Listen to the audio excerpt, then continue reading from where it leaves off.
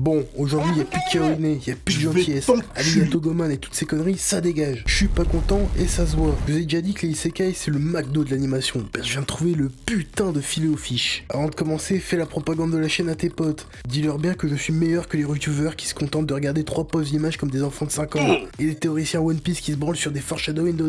Et ah oui, oublie pas de commenter, peut-être que je lirai en vidéo ton petit commentaire si je le trouve intéressant.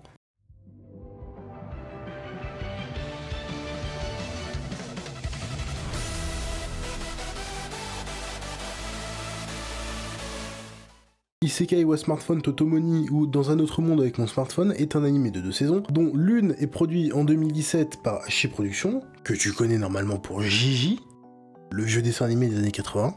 90. Et la deuxième saison sort cet avril par JC Staff, que tu connais pour Bakuman, Prison School ou encore Food Wars. Mais pour que vous compreniez bien le problème que j'ai avec l'animé, nous allons faire un petit résumé de l'épisode 1. On retrouve 2 péons dans le ciel, un peu comme ces mosquées célestes dans les clips de propagande de Saddam Hussein, dont l'un de ces 2 randoms est en fait Dieu.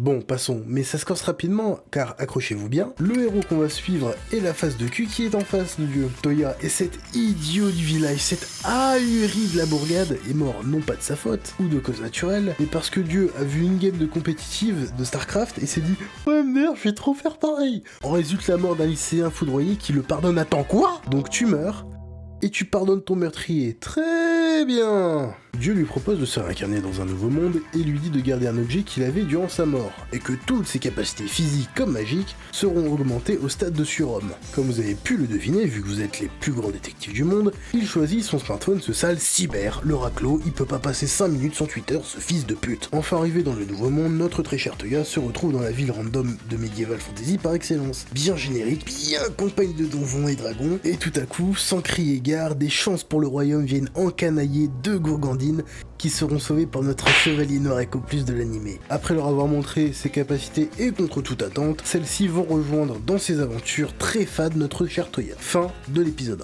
1. Bon, comme vous avez pu le remarquer, l'animé est fade et sans inspiration. Il est fort parce qu'il est fort. Toya n'a pas de trait de personnalité, c'est une putain de planche à pain. Et il a encore moins de personnalité que le monde qui est totalement vide. Pas de petites particularités, pas de petites religions sympathiques, pas d'explications lointaines. Non, rien du tout, que du vide, rien.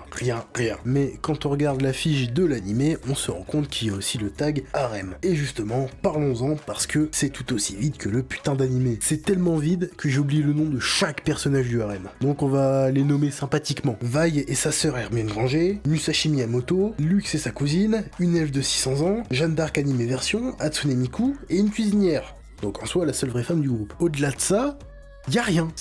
Non, elles ne sont pas intéressantes, elles sont juste là pour faire le faire-valoir de Toya, c'est navrant. Juste être là en mode ouais c'est bien, alors que concrètement, genre, elles applaudissent une planche de bois. Conclusion, si on n'attend rien de particulier d'un isekai, à part un divertissement sans prise de tête, Isekai Smartphone est une déception sans précédent. Un univers inintéressant, avec des personnages vides, une histoire bateau, des enjeux inexistants car le personnage principal a un plot armor délivré par Dieu et tamponné par l'auteur lui-même. D'autant plus que le studio aurait dû nous servir au moins une qualité visuelle potable, mais non, c'est tout juste passable, malgré les lettres de noblesse d'Hachi Production. Cet animé est une tannée monumentale, mais comme Kameto, ça va continuer à grind l'animé en balle.